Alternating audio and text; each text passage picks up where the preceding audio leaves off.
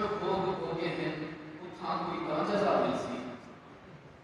بھوگ بھوگے آپ کے لیے ذرا مشکل لفظ ہوگا، اس کا ترجمہ کرتا ہوں. شاکر کہتا ہے کہ یہاں جو مشکلات سے گزر رہے ہیں، یہاں جو دکھ اٹھا رہے ہیں، یہاں جو اہل خانہ کا فراق گوارا کر رہے ہیں، اتھاں جو بھوگ بھوگے ہیں اتھاں کوئی جزا ملسی. تھکیڑے سارے لہرے سے نبی ملسی، خدا ملسی. ہائے.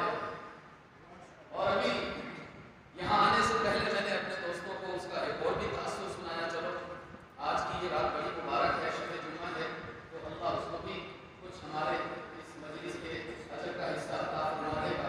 اس نے ایک اور بڑا خوبصورت تاثر پیش کیا، اپنے رب سے کہتا ہے میرے نام رعایت کی تھی رکھ. سمجھے؟ جواب کمزور ہے. وہ آدھے میرے نام رعایت کی تھی رکھ، میرے حال کے رحمت کی تھی رکھ، میرے روزی دے کرے مولا میرے نام محبت کی تھی. میرے عزیز دوستو، آج کا عنوان صراط مستقیم کے حوالے سے بات ہونی چاہیے، اور بات کی بھی گئی. مجھ سے پہلے حضرت مولانا نور الحق صاحب نے تفصیلاً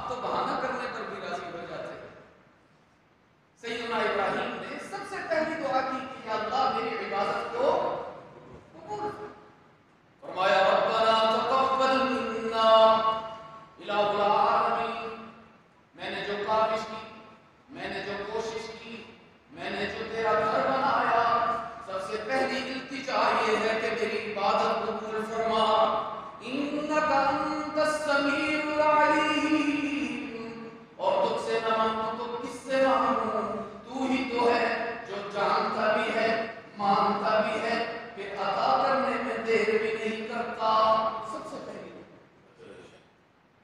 پھر دوسری دعا کی عرض کیا ربنا وجعلنا مسلمین لک ومن ذریتنا امة مسلمة لک.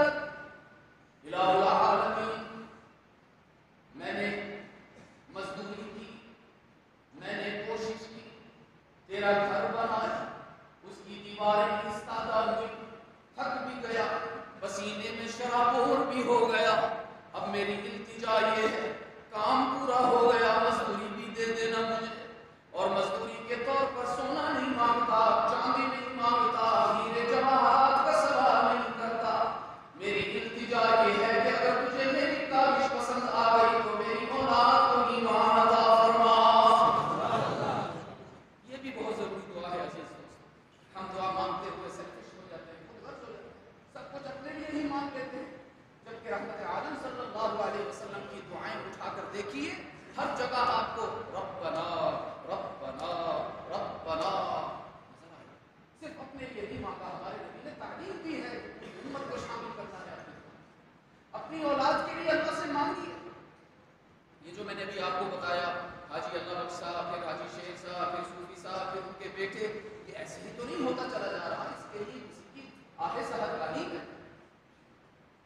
دوسری دعا کی سیدنا ابراہیم نے کہ الہ العالمین میری اولاد کو ایمان عطا فرما, میری اولاد کو اس گھر میں جھکنے کے طریقے سکھا, یہاں طواف کیسے کرنا ہے, سعی کیسے کرنی ہے, مقام ابراہیم پر نوافل کیسے ادا ہوں گے, حتیم پر کیسے جا کر ہم راز و نیاز کریں گے, یہ سارے طریقے سے.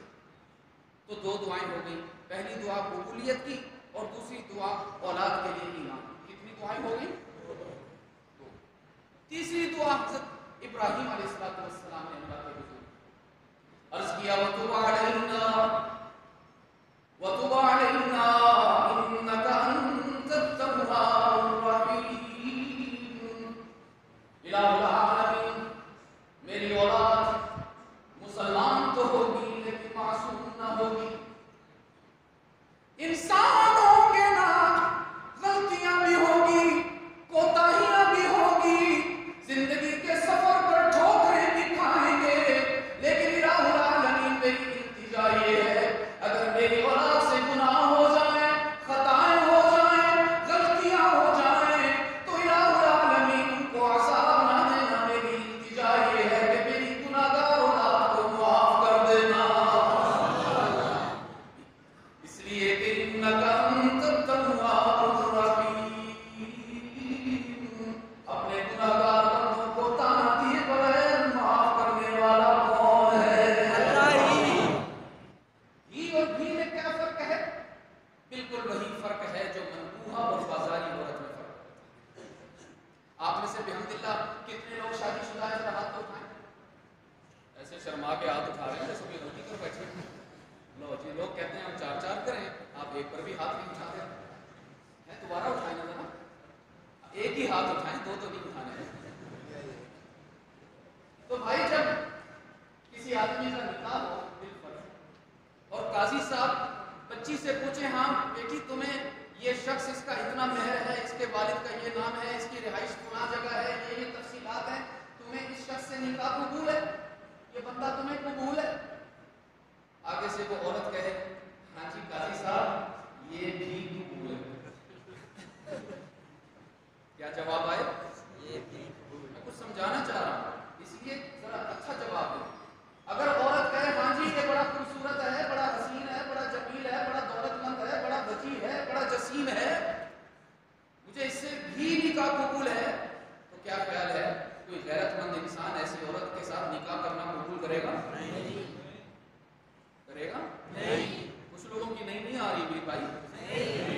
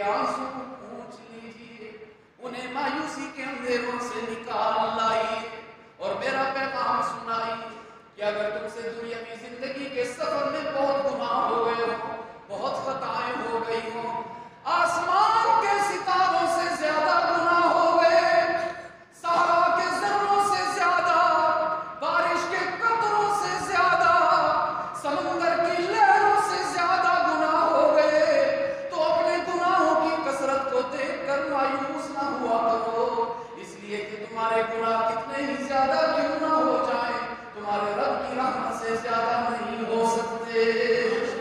ان اللہ یغفر الذنوب جمیعا، لے کر آؤ نہ گناہ، تم گناہوں کی کثرت لے کر آؤ گے، میں رحمت سے تمہارا استقبال کروں گا۔ ایک اور مقام پہ فرمایا من یعمل سوءا او یظلم نفسہ ثم یستغفر اللہ یجد اللہ غفورا رحیما۔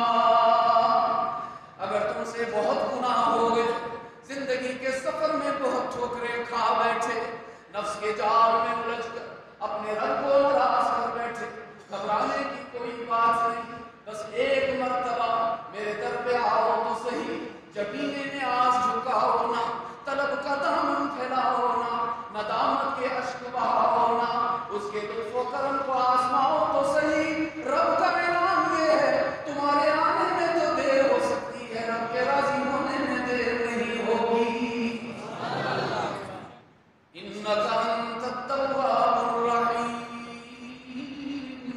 اپنے گناہگار بندوں کو تانا دیے بغیر، شرمندہ کیے بغیر، آئندہ کے لیے ضمانت اور گارنٹی دیے بغیر معاف کرنے والا کون ہے؟ اور میرے عزیز کتنی دعائیں ہو گئی؟ بولو نا۔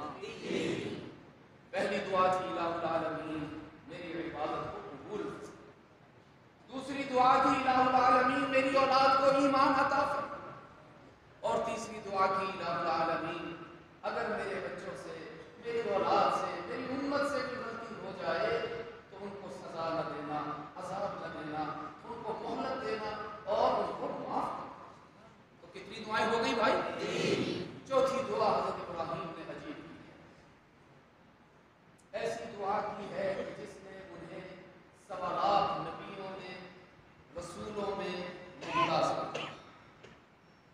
عرض کیا ربنا وابعث فیہم رسولا،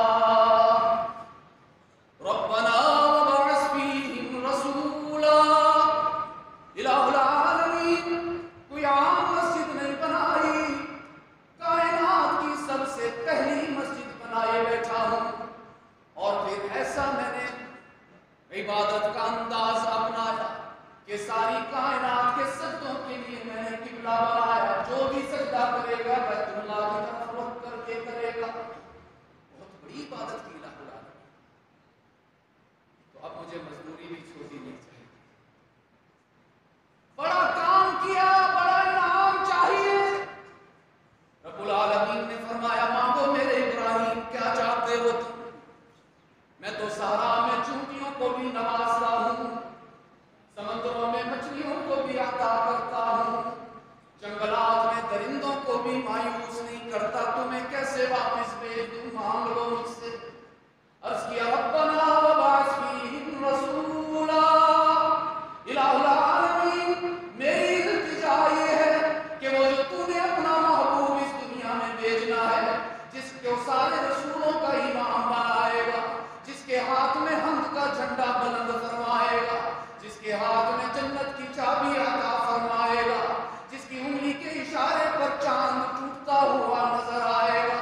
الہ العالمین میری التجا یہ ہے کہ اگر تجھے ابراہیم کی کاوش پسند آ گئی تو اس محمد کو میرا پوتا بنا دے، میری نسل میں سے وہ آخری نبی بھیج دینا، میری اولاد میں سے اپنا محبوب پیدا کر دینا۔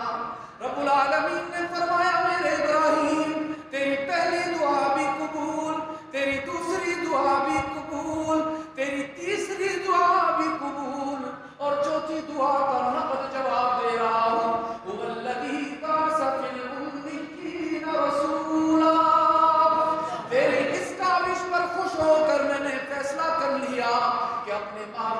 तेरी औलाद में से पैदा करूंगा। मोहम्मद आया, मोहम्मद आया, मोहम्मद आया, अल्लाह का महबूब बनकर आया, मेहमार इंसानियत बनकर आया। मैं कहा करता हूँ, कुछ लोग लकड़ी पर मेहनत करते हैं, कुछ लोहे पर मेहनत करते हैं, कुछ मिट्टी पर मेहनत करते हैं, मोहम्मद ने इंसान पर मेहनत करवाई। ये लोहे का राड देखते हैं, लोहार की पहचान होती है। अलमारियां देखते हैं, तरखान की पहचान होती है। बिलाल मस्जिद की तामीर देखते हैं, मिस्त्री और मजदूर की पहचान होती है। लहलहाती हुई फसलें देखते हैं, किसान की पहचान होती है। अरे मैं अपनी नजर को क्या कहूं, जब अबू बकर और उमर, उस्मान और अली, तलहा और जुबैर, साद और सईद, उस मुआविया बिन अबी सुफियान को देखता हूं तो मोहम्मद मुस्तफा की पहचान होती है। हाँ अजीज दोस्तों, जैसे खुशबू फूल की पहचान, किरणें चांद की पहचान, सवेरा सूरज की पहचान, शागिर्द उस्ताद की पहचान, सहाबा मोहम्मद की पहचान। आज कुछ नादान सहाबा पर जुबान दराज करते हैं, कहते हैं जी तारीख के हवाले है, तारीख ये कहती है। याद रखिए, मैं आपको एक उसूल की बात बताता चला जाऊं, तारीख सहाबा के मामले में जज नहीं, तारीख सहाबा के मामले में जज नहीं, सहाबा की सीरत तारीख के मामले में जज है। तारीख सहाबा तारीख की पैदावार नहीं, तारीख सहाबा के कदमों की ठोकरों की पैदावार। हम तारीख से नहीं पूछेंगे सहाबा कैसे थे, हम सहाबा की सीरत के आईने में देखेंगे तारीख कैसी। जो तारीख सहाबा की खूबियां बयान करेगी, जो तारीख सहाबा के तारीफ करेगी, हम उस तारीख को भी अपने सर का ताज बनाएंगे, उस मुअर्रिख के जूतों की खाक को भी आंखों का नूर बनाएंगे। लेकिन जो तारीख सहाबा पर ऐब लगाएगी, जो तारीख सहाबा पर नक्स लगाएगी, जो तारीख सहाबा के बुग़्ज़ से मामूर होगी, उस तारीख को मुअर्रिख समेत हम बुहैरा अरब के सबूत करेंगे। मेरे अजीज, मैं इस नादान की बात सुनूं या अल्लाह के कुरान की बात सुनूं? ये नादान जो अबू बकर और उमर पर उंगलियां उठाते हैं, वो इस काबिल ही नहीं कि उनकी बात को तवज्जो दी जाए, इसलिए कि 1400 साल से रब का कुरान सहाबा की अज़मत बयान कर रहा है। और ऐसे ही नहीं, रियायती तौर पर नहीं, बाकायदा इम्तिहान लेकर अल्लाह ने सहाबाए किराम रिज़वानुल्लाह अलैहिम अजमाइन को सनद फजीलत अता। आपने शायद ये मंजर देखा हो, जब मदारिस का सालाना प्रोग्राम होता है तो उसमें तलबा के सर पर इमामे बांधे जाते हैं। देखा है आपने कभी? उस्ताद बच्चे का इम्तिहान लेता है, जब बच्चा कामयाब हो जाता है तो उसको सनद भी दी जाती है और किसी बड़े बुजुर्ग को बुलाकर उनके हाथ में इमामा थमाकर उस बच्चे को आगे किया जाता है।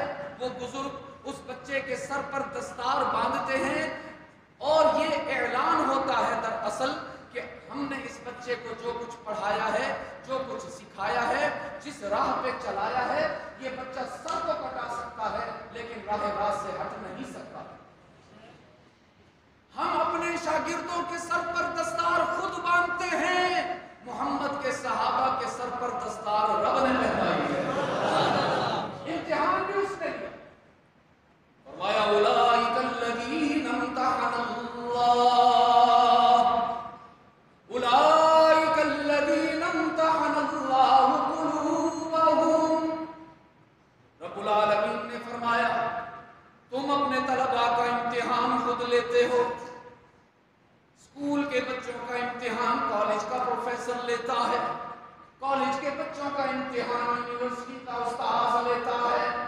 رب العالمین نے فرمایا میں نے محمد کے شاگردوں کا امتحان خود لے لیا۔ میں نے کہا الہ العالمین آپ نے کیوں لے لیا؟ بھیج دیتے نا کسی فرشتے کو، کوئی رسول آ جاتے امتحان لینے کے لیے۔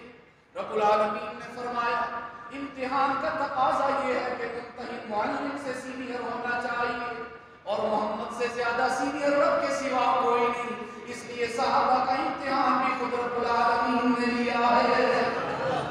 میں نے کہا الہ العالمین امتحان کس چیز کا لیا؟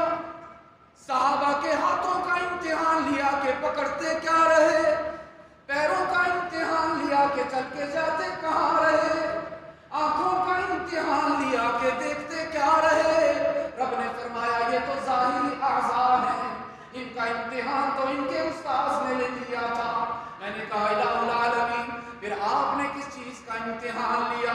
رب نے فرمایا امتحان اللہ قلوبہم، میں نے محمد کے صحابہ کے دل کی دھڑکنوں کا امتحان لیا۔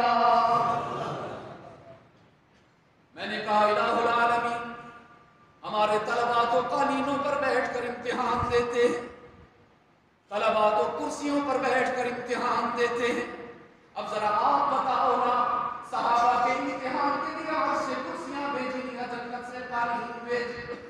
رب العالمین نے فرمایا میں نے صحابہ کے امتحان کے لیے نہ قالین بھیجے نہ کرسیاں بھیجی، میں نے تو محمد کے شاگردوں کا امتحان قالینوں پر بٹھا کر نہیں لیا، انگاروں پر لٹا کر لے لیا۔ کبھی بدر میں ان کو آزمایا، کبھی احد میں ان کو آزمایا، کبھی یرموک میں، کبھی تبوک میں، کبھی مدائن میں، کبھی قادسیہ میں۔ دیکھو نا مکہ کے چوراہے پر سمیہ بھی دو ٹکڑے ہو کر کامیاب ہوئی، بلال کو دیکھو تپتی ہوئی ریت پر لیٹتا نظر آتا ہے، خباب انگاروں پر بھونا ہوا نظر آتا ہے۔ میں نے کہا الہ العالمین امتحان تو پتہ چل گیا، ممتحن بھی پتہ چل گیا، کارگزاری بھی سامنے آ گئی، نتیجہ کیا نکلا؟ رب العالمین نے فرمایا اولئک هم الفائزون، اولئک هم المفلحون، اولئک هم الراشدون، اولئک هم المهتدون۔ رب العالمین نے فرمایا ابو بکر سے لے کر عامر تک جو بھی صحابی میرے نبی کے قدموں میں آیا میں نے اس کو کامیاب کر دیا، اور اتنے اچھے نمبر لیے محمد کے صحابہ نے، اتنے اچھے نمبر لیے کہ نتائج میں صرف ایک ڈگری کافی نہیں تھی، رب العالمین کی طرف سے اعزاز پر اعزاز ملتا چلا جا رہا ہے۔ فرمایا اولئک هم المؤمنون حقا، ایک اور مقام میں فرمایا رضی اللہ عنہم ورضوا عنہ، ایک اور مقام پہ فرمایا کلا وعد اللہ الحسنی۔ رب العالمین نے فرمایا میرے محبوب کوئی تیرے صحابہ کی عظمت کو تسلیم کرے یا نہ کرے، میں عرش سے اعلان کرتا ہوں تیرے سارے صحابہ کامیاب ہیں۔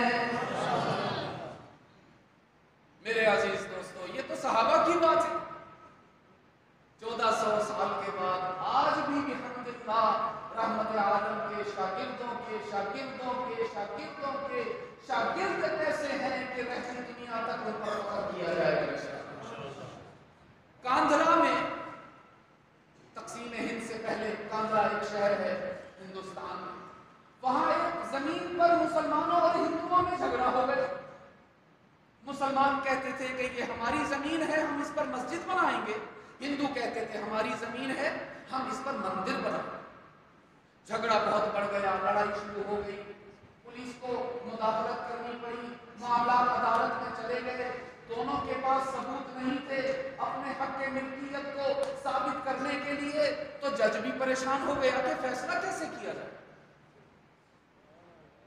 تو پھر ہندوؤں نے ایک درخواست پیش کی، جج کے حضور ایک درخواست پیش کی کہ محترم جج صاحب ہم ایک شخصیت کو نامزد کرتے ہیں، اگر وہ ہمارے حق میں بیان دے دے تو آپ زمین ہمیں دے دینا، اگر وہ مسلمانوں کے حق میں بیان دے دے تو زمین مسلمانوں کو دے دینا۔ مسلمان پریشان ہو گئے کہ پتہ نہیں کس شخصیت کا نام لے دیا جائے، انگریز کا زمانہ تھا، جج بھی انگریز تھا، ایسا نہ ہو کہ یہ اپنے کسی پنڈت کا نام لے دیں۔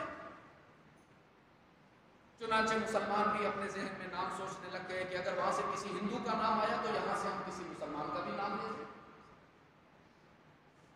لیکن عزیز دوستو، ہندوؤں کی طرف سے درخواست جب جج صاحب کے پاس گئی تو جج صاحب نے وہ نام دیکھ کر بڑی حیرت کا اظہار کیا اور ان سے پوچھا، آپ نے ہوش و حواس میں یہ نام لکھا ہے؟ یہ تو کسی ہندو کا نام نہیں ہے، یہ تو مسلمانوں کے مولوی مظفر حسین کاندھلوی صاحب کا نام لکھ دیا۔ وہ کہنے لگے، ہم نے بڑے ہوش و حواس کے ساتھ نام لکھا ہے، مولانا مظفر حسین صاحب جو فیصلہ کریں گے ہمیں منظور ہو۔ جیسے ہی نام سامنے آیا مسلمان شادیانے بجانے لگے، خوشی سے جھومنے لگے کہ مسلمان ہیں، ظاہر ہے مسلمانوں کے حق میں بات کریں گے نا۔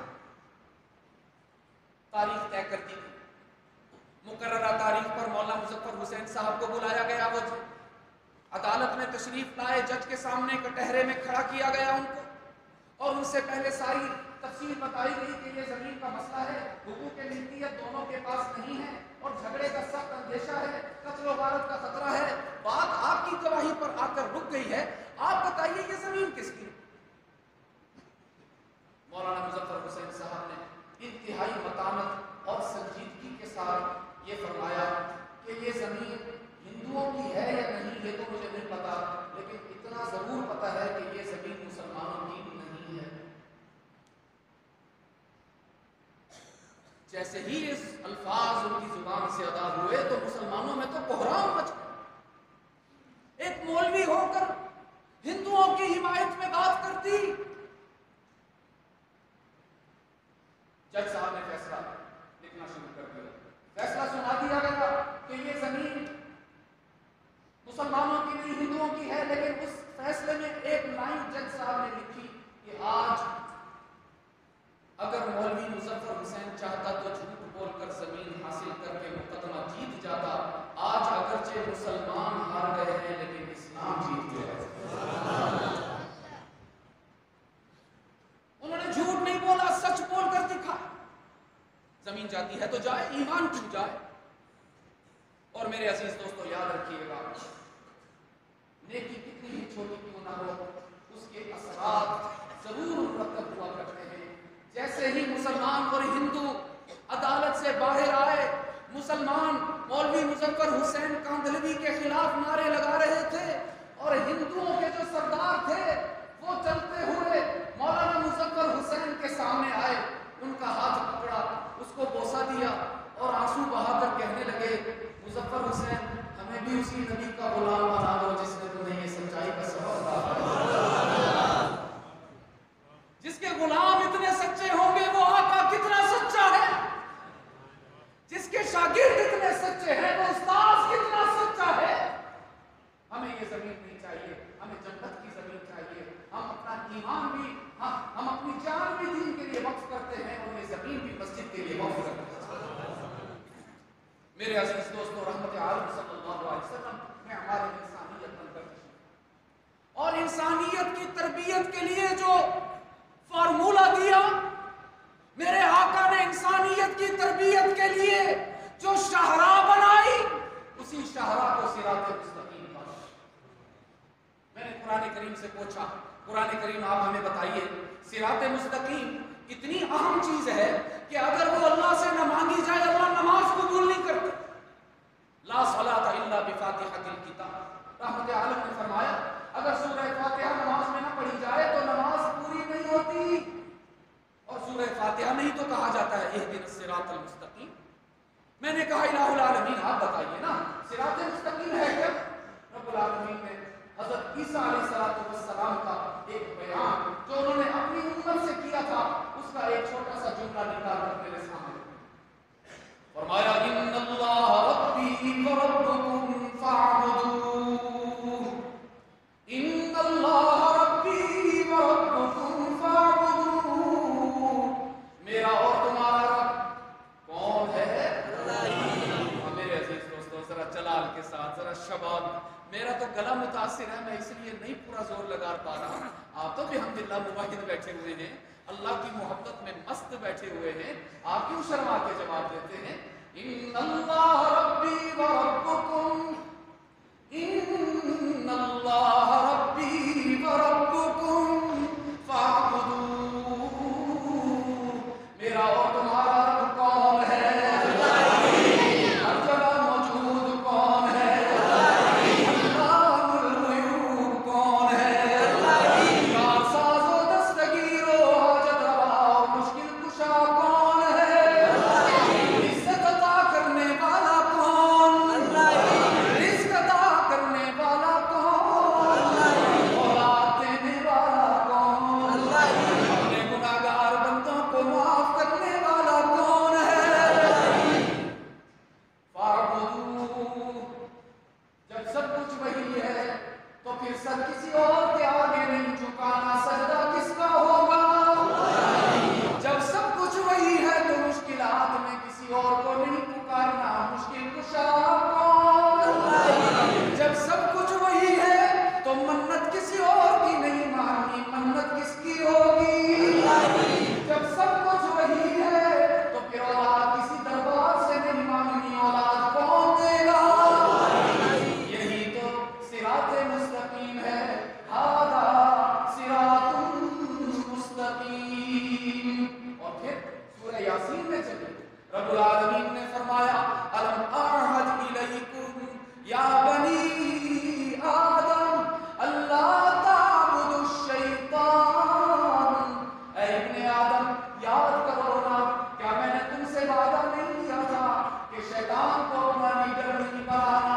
کیا میں نے تم سے وعدہ نہیں لیا تھا کہ عمران شیطان کو اپنا قائد نہ بنانا؟ وہ لباس بدل بدل کے آئے گا، خوشنما تبدیلیوں کے ساتھ آئے گا، یو ٹرن لیتا ہوا نظر آئے گا. الم اعہد الیکم یا بنی آدم اللہ تعبدوا الشیطان انہ لکم عدو مبین وان اعبدونی. اور یہ بھی وعدہ لیا تھا، عبادت کسی اور کی نہیں، سجدہ کسی اور کا نہیں، رکوع کسی اور کا نہیں، نماز کسی اور کی نہیں، نیاز کسی اور کی نہیں، کس کی ہوگی؟ ھذا صراط مستقیم. یہی صراط مستقیم ہے. پتہ چلا صراط مستقیم ہی توحید کا دوسرا نام ہے. اگر صراط مستقیم پر رہے، اگر توحید میں وفا کر لی اور عقیدہ توحید کو مائے زمزم سے زیادہ صاف شفاف رکھا، تو علماء کی موجودگی میں رحمت الہی پر یقین رکھتے ہوئے عرض کرتا چلوں کہ خطاؤں کے باوجود، غلطیوں کے باوجود جنت یقینی ہوگی انشاءاللہ. لیکن اگر عقیدہ توحید میں گڑبڑ ہو گئی، اگر اس میں پھسل گئے، اگر صراط مستقیم کو نہ اپنا سکے تو نہ حج کام آئیں گے، نہ عمرے کام آئیں گے، نہ دستاریں کام آئیں گی، نہ جبے کام آئیں گے. حق تعالیٰ فرمائیں گے جس سے ہونے کا یقین تھا دنیا میں، جاؤ اسی سے جنت بھی لے لو، اسی سے اجر بھی لے لو. میرے عزیز دوستو، آج بلال مسجد کے افتتاح کے موقع پر ہم سب اپنے رب سے عہد کریں کہ انشاءاللہ مرتے دم تک اللہ کی ذات، اس کی صفات، اس کی طاقت، اس کی قدرت میں اس کی مخلوق میں سے کسی کو شریک نہیں کریں گے. اللہ کو ہی ایک مانیں گے، اللہ کو ہی معبود مانیں گے، اس کے علاوہ کسی کے آگے سر نہیں جھکائیں گے. مشکلات میں اپنے رب کے سوا کسی اور سے مدد نہیں مانگیں گے انشاءاللہ.